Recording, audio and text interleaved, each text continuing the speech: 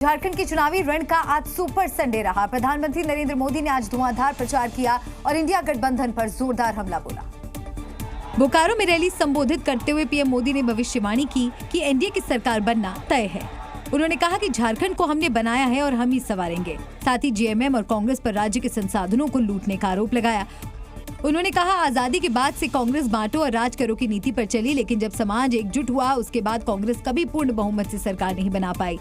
ये कांग्रेस जेएमएम की चौकड़ी ने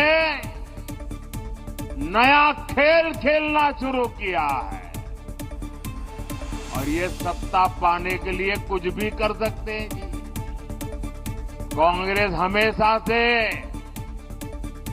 एससी, एसटी, ओबीसी की एकजुटता की, एकता की घोर विरोधी रही है। साथ ही प्रधानमंत्री ने झारखंड की जनता को भरोसा दिलाया और कहा कि आपके हक का पैसा आप पर ही खर्च होगा, आपके लिए खर्च होगा, आपके बच्चों के भविष्य के लिए खर्च होगा। और बात महाराष्ट्र की। महाराष्ट्र विधानसभा चुनाव के लिए बीजेपी और कांग्रेस ने भी अपने वादों का पिटारा खोल दिया। गृह मंत्री अमित शाह ने बीजेपी का संकल्प पत्र जारी किया तो वहीं महाविकास अघाड़ी ने महाराष्ट्रनामा से घोषणा पत्र जारी किया। दोनों के मैनिफेस्टो में किसानों, महिलाओं और युवाओं पर खास फोकस है। बीजेपी ने महाराष्ट्र की जनता के लिए कई वादे किए, जिसमें 25 लाख नौकरियों का वादा, लाड़की बहन योजना में 2100 रुपए महीना, 2027 तक 50 लाख लखपति दीदी का लक्ष्य, किसानों का कर्ज माफ, सरकार बनने के 100 दिन के अंदर विजन महाराष्ट्र 2029 अहम है। घोषणा पत्र जारी करने के बाद अमित शाह ने महाविकास अघाड़ी पर जोरदार हमला किया। अघाड़ी की सारी योजनाएं सत्ता के लालच में तुष्टीकरण की है, विचारधाराओं का अपमान करने वाली है और महाराष्ट्र की संस्कृति से छल कर केवल सत्ता प्राप्ति के लिए आगे बढ़ने वाली विचारधारा है। तो वहीं दूसरी ओर महाविकास अघाड़ी ने अपने वादा पत्र महाराष्ट्रनामा में महाराष्ट्र की जनता के लिए 5 गारंटी जारी की। महालक्ष्मी योजना के तहत 3000 रुपए महीने, जातीय जनगणना और 50% आरक्षण की सीमा खत्म करना, कुटुंब रक्षा के तहत 25 लाख रुपए तक स्वास्थ्य बीमा, किसानों का 3 लाख रुपए तक कर्ज माफी का वादा और बेरोजगारों को हर महीने 4000 रुपए मदद का वादा किया। एमवीए का घोषणा पत्र जारी करते हुए कांग्रेस अध्यक्ष मल्लिकार्जुन खड़गे ने बीजेपी के मैनिफेस्टो को कॉपी पेस्ट बताया। हमारी कॉपी करने वाले लोग हमको ये कहते हैं कि ये तो सभी लोग ये दिवालापन निकालने के लिए आज किए हैं। महाराष्ट्र विधानसभा की चुनावी राजनीति में इस बार शिवाजी पार्क का मुद्दा गर्म है, जहां उद्धव ठाकरे और राज ठाकरे आमने सामने हैं। मुंबई के शिवाजी पार्क में एक ही दिन रैली करने को लेकर उद्धव ठाकरे और राज ठाकरे ने बीएमसी में अर्जी लगाई तो ठाकरे बंधुओं में ठन गई। दोनों पार्टियों के कार्यकर्ता भी आमने सामने हैं, जिससे चुनावी माहौल और गर्म हो गया।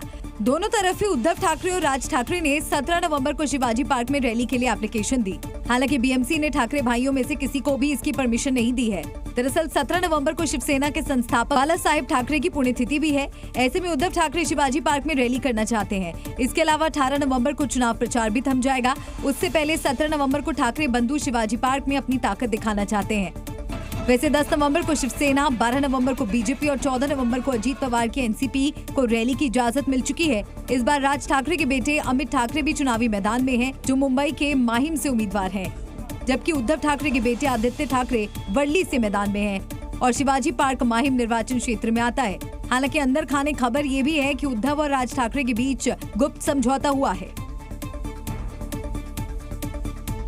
महाराष्ट्र के चुनावी घमासान के बीच शंकराचार्य ने ऐलान कर दिया, जिसने गौ माता की सेवा की सत्ता उसे ही मिलनी चाहिए। उनका इशारा सीएम शिंदे की ओर है और इसकी वजह है चुनाव से ठीक पहले यानी 1 अक्टूबर को लिया गया शिंदे का फैसला।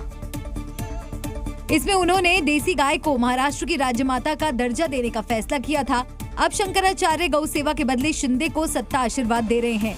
गौ माता की सेवा जिसने की है उसको गौ माता का आशीर्वाद मिलना चाहिए और गौ माता के जो लोग हैं उनका आशीर्वाद मिलना चाहिए। शंकराचार्य ने तो यहाँ तक कह डाला कि 78 साल में कई प्रधानमंत्री और मुख्यमंत्री हुए, लेकिन जो काम एकनाथ शिंदे ने करके दिखाया वो काम कोई नहीं कर पाया है। हर हिंदू को, हर गौ प्रेमी को खड़े हो जाना चाहिए कि हम इसी सरकार को चुनेंगे जिसने इतना बड़ा काम करके दिखा दिया। 78 साल में कौन हुआ बताओ तुम्हारे देश में जिसने गाय को माँ कह करके बुलाया? ये तो महाराष्ट्र का मुख्यमंत्री एकनाथ शिंदे ही हुआ ना।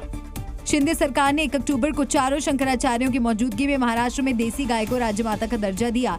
तब सभी संतों ने सीएम शिंदे को आशीर्वाद दिया था। आज जब चुनाव की घड़ी है, तब शंकराचार्य ने फिर शिंदे के समर्थन का जनता में आह्वान कर दिया। अब आपको बताते हैं कि सीएम शिंदे किस फैसले के बाद शंकराचार्य ये कह रहे हैं कि गौ सेवकों को सत्ता मिलनी चाहिए। दरअसल शिंदे सरकार ने 1 अक्टूबर को देसी गाय को राजमाता का दर्जा दिया था। सरकार के मुताबिक वैदिक काल से भारतीय संस्कृति में गाय की उपयोगिता है।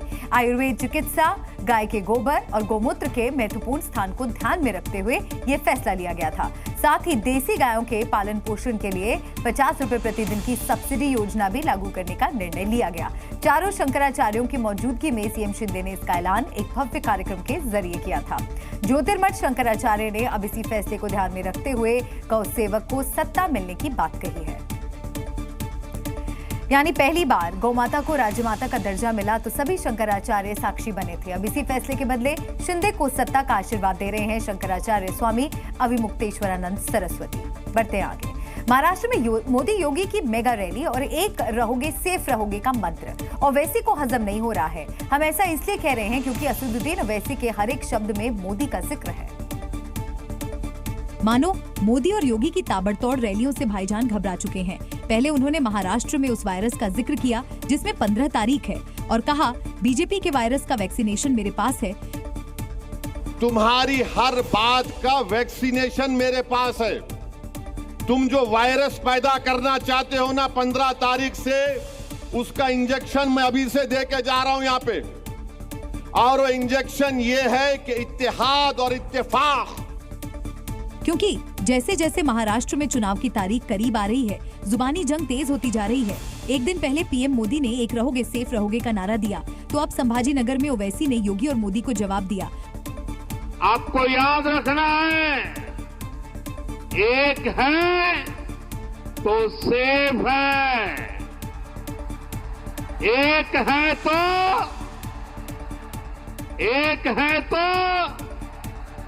मोदी एक करना चाहते हैं, आरएसएस एक करना चाहती है।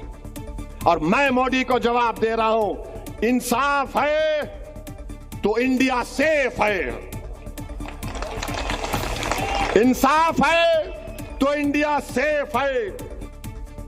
ओवैसी का आक्रामक अंदाज बयां कर रहा है महाराष्ट्र की सियासत कैसे हिंदू, मराठा और मुसलमान पर सेंट्रिक हो चुकी है, जिसके फायदे नुकसान के लिए चुनावी परिणाम का इंतजार करना होगा।